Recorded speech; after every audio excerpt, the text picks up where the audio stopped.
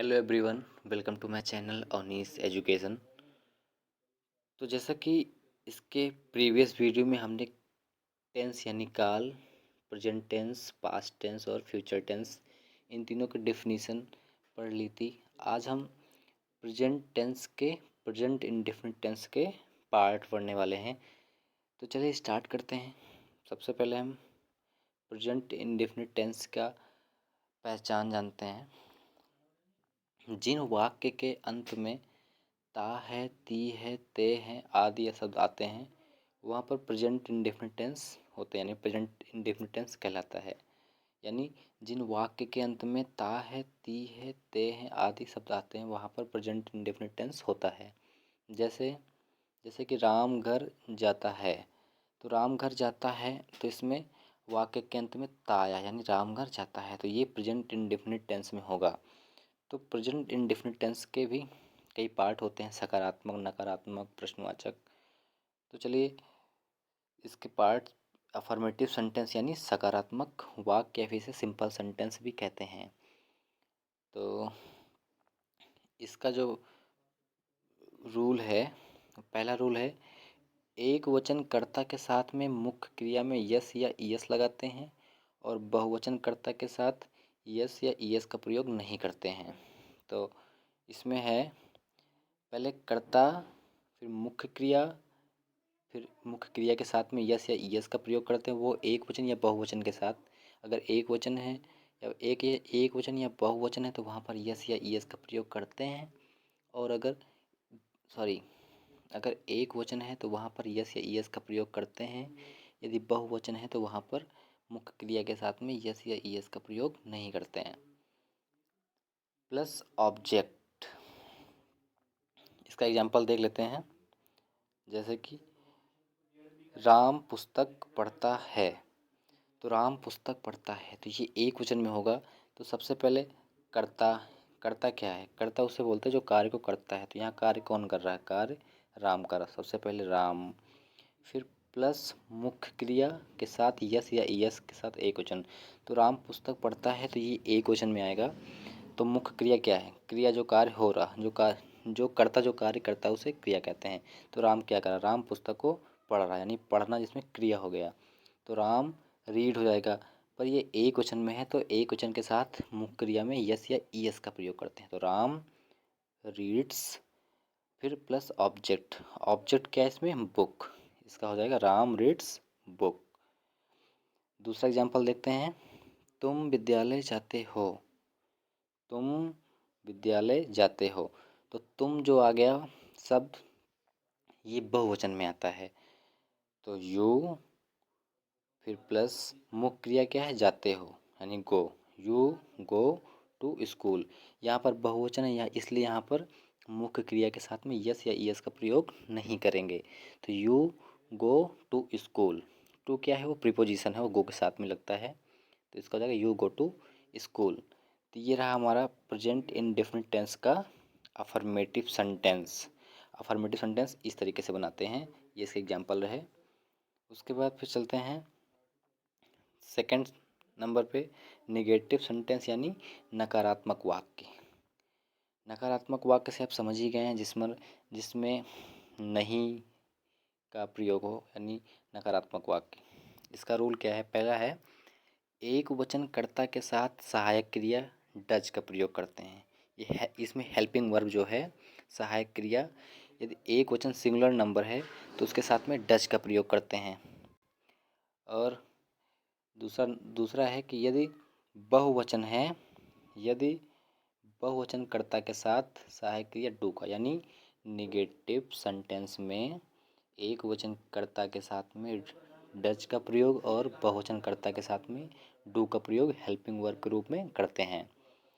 और उसके तत्पश्चात नॉट का प्रयोग, यानी हेल्पिंग वर्ब के तत्पश्चात नॉट का प्रयोग करते हैं।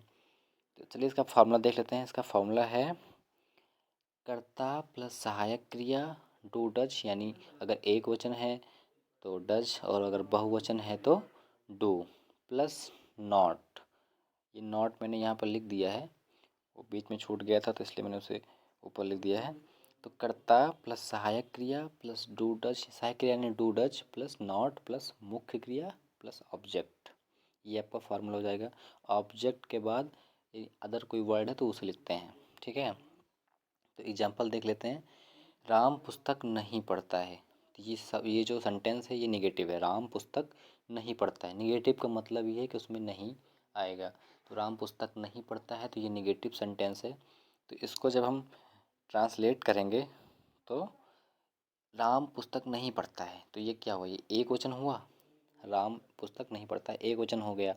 तो एक वचन के साथ में डज का हेल्पिंग वर्ब के रूप में और बहुवचनकर्ता के साथ में हेल्पिंग वर्ब के रूप में डू का प्रयोग करते हैं।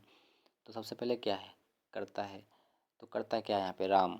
तो राम, फिर पुस्तक नहीं पढ़ता है, राम के साथ सहायक क्रिया डू या डज, तो ये एक वचन है तो यहाँ पर डज का प्रयोग होगा। तो यानी राम डज, फिर क्या बोला गया है, डू डज प्लस नॉट, मतलब सहायक क्रिया के तुरंत बाद नॉट का प्रयोग करेंगे। डू डज, फिर राम डज, फिर नॉट, फिर है मुख्य क्रिया। मुख्य क्रिया क्या है, पढ़ना।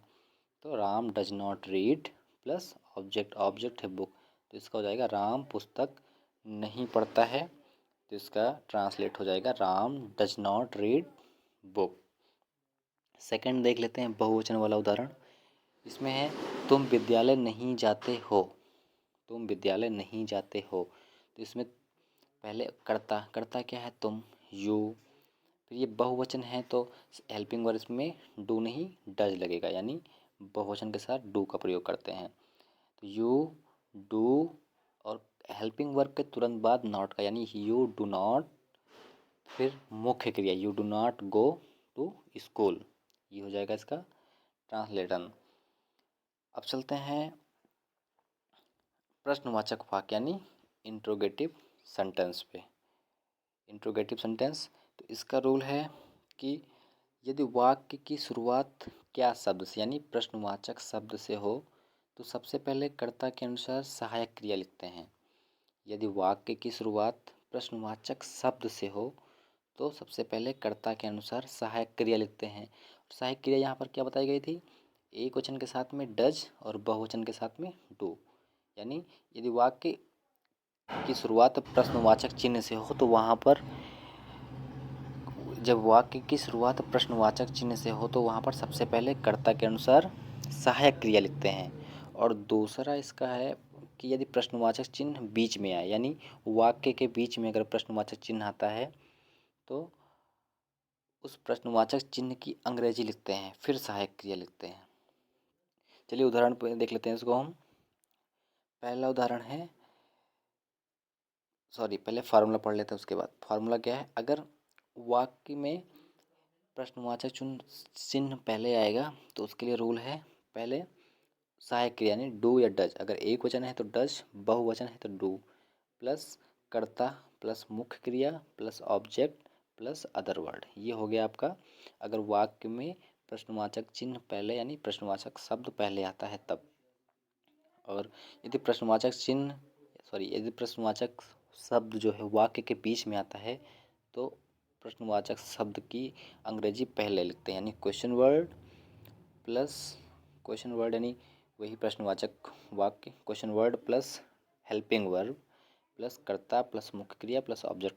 दोनों में खास अंतर नहीं है, दोनों सेम है। बस यदि प्रश्नवाचक चिन्ह वाक्य के बीच में आता है प्रश्नवाचक शब्द तो उसमें प्रश्नवाचक शब्द की अंग्रेजी पहले लेते हैं, बाकी सारा कुछ पहले वाले की तरह ही होगा। तो चलिए एग्जाम्पल देख लेते हैं। पहला एग्जाम्पल है, क्या मोहन विद्यालय जाता है।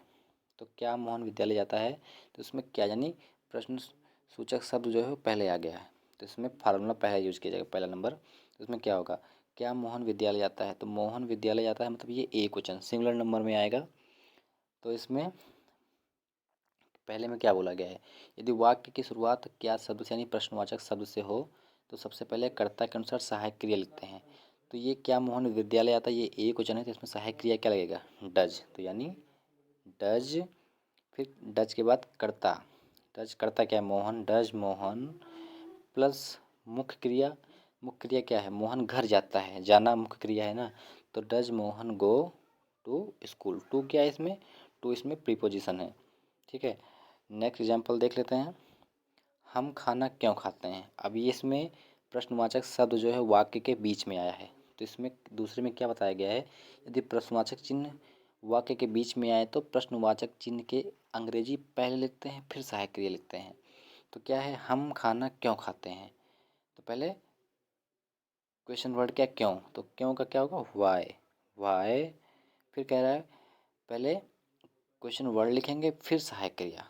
तो हम ये बहुवचन में आएगा तो बहुवचन के साथ में डू का प्रयोग करते हैं, तो वाई डू, फिर सब्जेक्ट, सब्जेक्ट क्या है, हम, वाई डू वी, फिर कर्ता प्लस मुख्य क्रिया, फिर मुख्य क्रिया का सब्जेक्ट के बाद मेन वर्ब, मेन वर्ब क्या है, खाते हैं यानी ईट, वाई डू वी ईट, फिर प्लस ऑब्जेक्ट, ऑब्जेक्ट क्या है, खाना, यानी हम खाना क्यों खाते हैं, फूड। तो इसका हो जाएगा हम खाना क्यों खाते हैं, why do we eat food.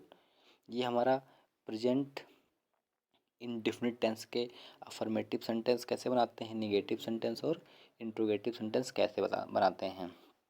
दोस्तों अगर वीडियो पसंद आए तो लाइक कीजिएगा, सब्सक्राइब कीजिएगा। मिलते हैं सेकंड वीडियो में।